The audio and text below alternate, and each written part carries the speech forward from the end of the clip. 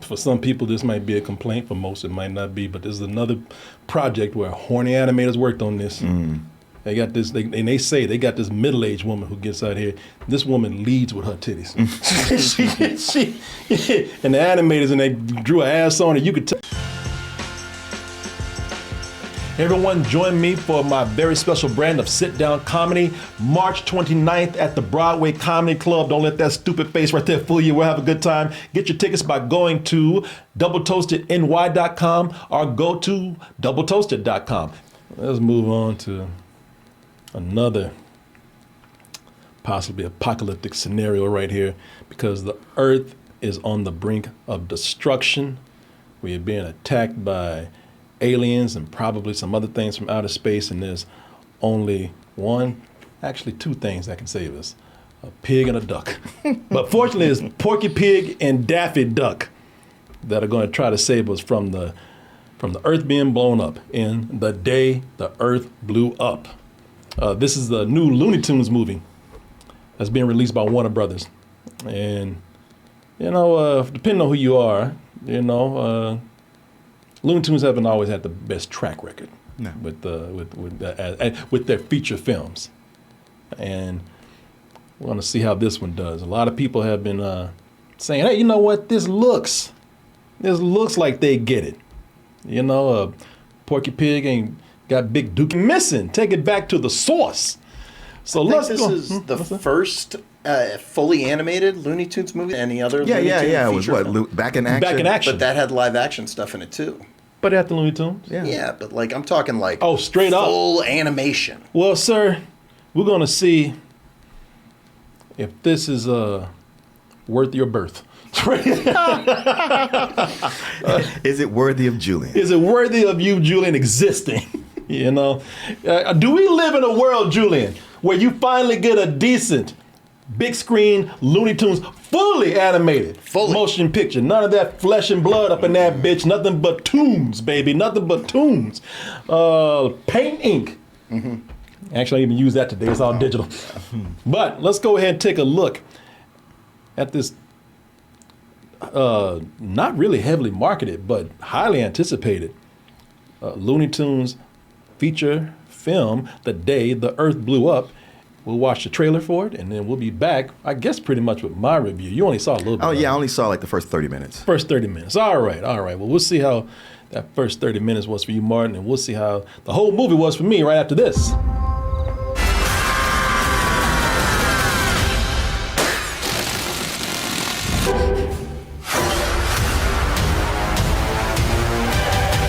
People don't get crazy. There's an alien who wants to take over the world, and his way of doing that, of kind of Trojan horsing his way into the population, is with chewing gum. Because who doesn't chew gum, Martin? Martin, like me. Yeah. You know what? Then you'll be safe, sir. Okay. You'll be all right. You'll be part of the revolution.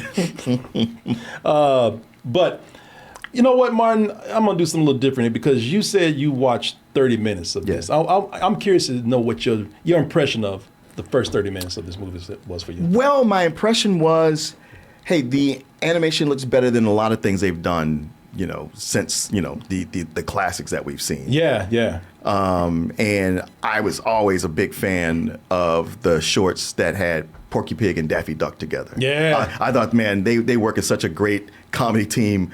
Daffy being crazy and Porky being the straight man, somebody who's got to put up with his crazy ADHD ass and getting him in trouble. I love all of those. Yeah. So I was excited to see the two of them together. And yeah, the opening with the whole sci-fi opening, I was like, man, this looks good. I just found that the two of them together, the old chemistry, it just wasn't there. The writing wasn't sharp like that. They weren't playing off each other, at least the way I enjoy it. Yeah. And the jokes were mild and not, nobody's just been able to capture what they used to do. Every so often they get it. The revamp of stuff they did on Max, or HBO Max, when it came back, that kind of got it. And stuff with Tiny Toons, it got that comic timing, and those early seasons of The Simpsons got the timing. And here, I just thought it wasn't there, and I just kind of was like, kind of bummed me out. Well, Martin, my advice is... But everybody else loved it, so I was like, all right. Well, Martin, give it a chance. You might love it too, because I loved it, man. Yeah. I did. I had one major problem with it. Mm-hmm. That was it. But man, I was surprised by this, because this again wasn't heavily marketed, and I thought, and then plus also looks like they were trying to do a lot here. You know, they're doing the B-movie sci-fi story here. And I just thought, okay, you know what? It looks like one of those movies where they're just trying to find an excuse to get them together. You know, just trying to find any kind of story. Hey, let's do some aliens and whatnot. So, but I saw this and I thought, you know what? I'm loving this because I think it captures the spirit of Looney Tunes without trying too hard. My problem with more recent attempts at doing Looney Tunes on TV and in movies is that either they are trying to recreate or mimic what they did back in the day, or they're trying to make it so modernized that they just completely missed the point. Right. They fail. This to me, it feels like not only are the characters a good take on the classic Looney Tunes format, but the animation feels modernized, man. It's got a good balance of what they did, how the animation was done in the old cartoons, but it feels like it's kind of updated with some of the more modern styles of animation, like, not too modern, like Ren and Stimpy or SpongeBob, where they do those wild takes for the extreme expressions and whatnot. But again, they don't copy because they don't do the thing. They go close in. They got bad skin and bumps and sores and shit and acne and whatnot. I think that they got the dynamic of Porky and Daffy right, man. I'm with you, man. Those were some of my favorite ones. Because Daffy Duck, he would be around Bugs Bunny and he'd just be bitter and jealous and angry. But for some reason, when he got around Porky, he lost his goddamn mind. He didn't feel a rivalry with him. No, he didn't. Like, he would, I don't know what it is. He would just lose it. He would go insane. And he would still be kind of an asshole. Because one of my favorite ones, you remember this, when they had to go to a convention and there was no vacancy, so they had to share a room. And Daffy Duck did something that was just shitty, man. As much as I love him, I was like, man, okay, that was uncalled for.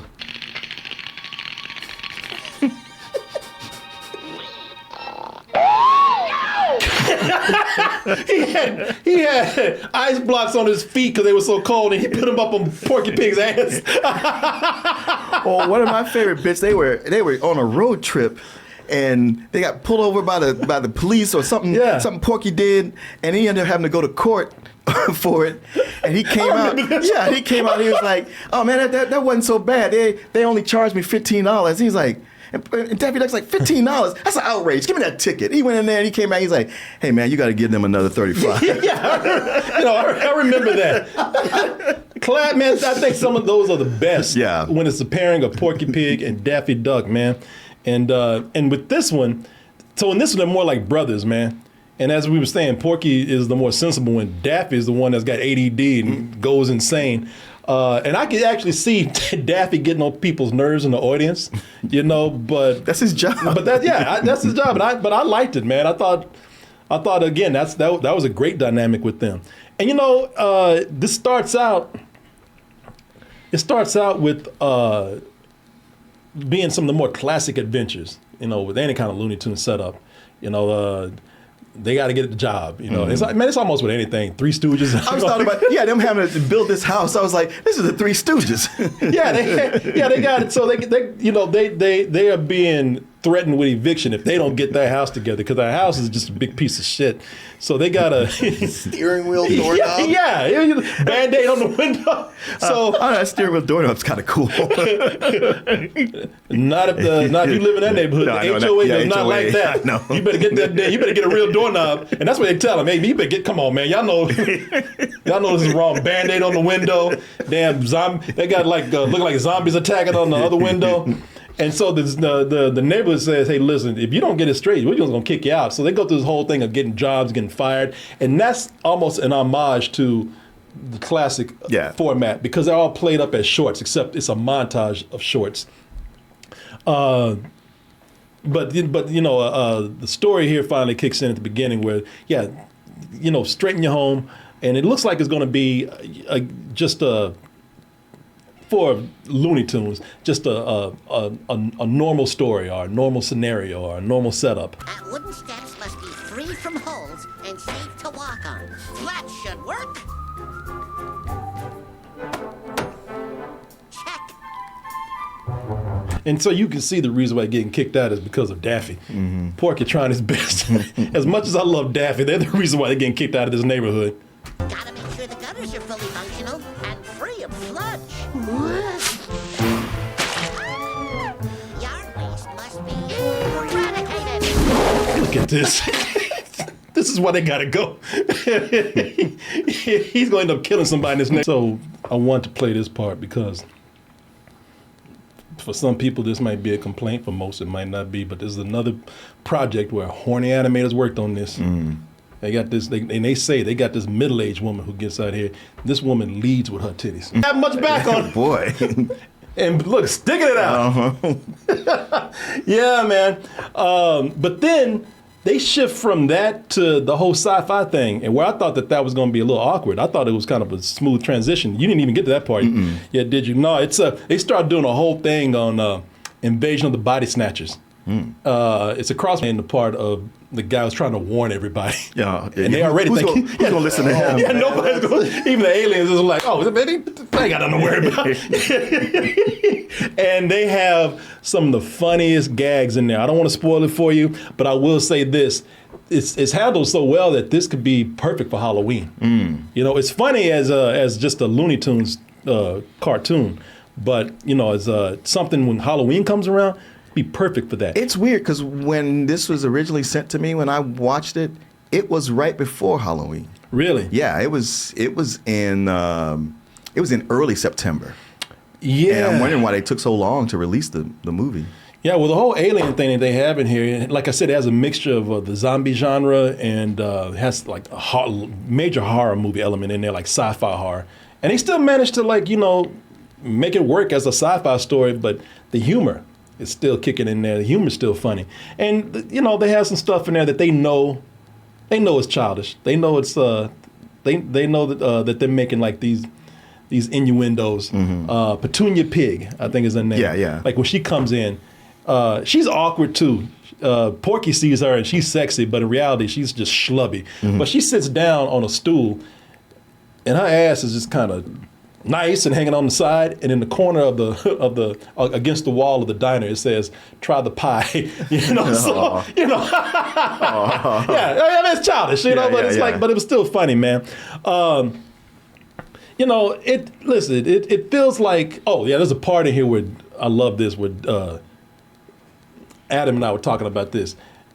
Porky's so mad at Daffy. He says, "I hope those aliens rape your ass." What? He said, Is that a direct quote? No, it's not. It's not. I'll paraphrase. He says, "I hope you get probed several times hard." Damn. Okay, that's basically saying the same thing. Yeah, man. Yeah, somebody said in the chat said, "What?" He pretty much insinuated. But what this feels like, and this is important, it feels like it's an animator's movie in the best way. An animator's movie could either be a good thing or a bad thing. It could either be something where the animators are just so worried about how good it looks, the animation, that they don't even worry about the story. Right. This is an animator's movie where you're working with animators who are actually fans of Looney Tunes, and they understood the legacy of Looney Tunes and kept corporate out of it. There's except for one joke about being an influencer and maybe something at the end, it's not trying too hard to be modern. It's not trying too hard to be hip. It's not trying to tell, hey kids, we're cool. It's not trying to be this right here. Hey, here goes nothing. What up? It's Porky Pig. They call me P-double-L-G. Kiss my ass. This is the anti-Space Jam, okay? For those who don't like Space Jam, I know a lot of people love Space Jam, especially the first one. More people really hate the second one. I wasn't hating on the second one as much as everybody else, but I get it. So if that was you, this is the anti-Space Jam that we got right here. It's I think it's it's a movie it's a small release. Not that small. It's got 2,000 theaters, but it really wasn't heavily marketed. Yeah. They kind of dumped it. It's a cheap movie too. It only cost $15 million to make. But I would say that it's that small movie that I think people are gonna be telling you, man, now you probably missed it at the theaters, but it's good. Go check it out. Or stream it or rent it or whatever. It's really funny. I thought it was very funny. My biggest complaint, it's an hour and a half. Mm-hmm. It's not the story doesn't carry that. Hour and 15. If you got to make a feature-length movie, what is it, like an hour and 10 minutes it needs to be, or something like that? Yeah, it doesn't need to be. And by the hour and 15-minute mark, I was like, you've already stayed here too long. I mean, I'm having fun with these guys, but this duck is getting on my damn nerves. Isn't that what you said he's supposed to do? Yeah, but there are limits, huh? That he's supposed to do that for comedy. He was doing it where he was really getting on my nerves, so it wasn't funny no more. Huh? I recently saw a movie like that, and yeah, I know what you mean. Like, okay, this is your character and it's funny. Now you really are getting on my nerves. Right. You gotta go. Right. Yeah, and also I gotta give credit to the voice work in this, man. I believe. Let me see here. I believe that the voice work was done, by this. I interviewed this. Eric. Eric Bauza. Eric Bauza, I think is his name. His name, I think so. I think so. Yeah. Is he voicing both characters? Yeah, he does so many voices. He's the whole cast. Yeah, man. Eric Bauza. Yeah, I interviewed him at one time, and he did the voices in front of me. So he's amazing, and he does the voices for these characters so well, man. So yeah, man. I would say give it a chance. I mean, if the first 30 minutes don't get you, then you probably won't like it as much. Yeah, even when you replayed that, I was like, yeah. I mean, it's like on paper that's funny, but it's not really hitting for me. But it'll be on. Well, I was going to say it'll be on Max, but the way HBO and Max works now, their content can go anywhere. Yeah. Well, I think it's going to go to Max. It'll be around for a while. I give this a really high matinee. Like I said, the only reason why I'm doing that is because I think it's just too long. But if I had seen this on Max, I probably would have said full price. Yeah. I laughed out loud so many times watching this. I'm gonna go see it tomorrow. I'm telling you, you go there, get a drink. Well, damn. Yeah, it's a good time, man. It's a real good time. I had a lot of laughs, like a lot of good laughs, man. Did you get a drink when you went to see it? I sure did. Early in the morning. Hair of the dog. Yeah. They said, well, sir, it was 9 in the morning. You better get me a mimosa or something. You have drinks or not? Yeah. I know there's some in that kitchen. And get out my goddamn face to get me a drink. Bitch. I'll tear up this thing like Daffy Duck.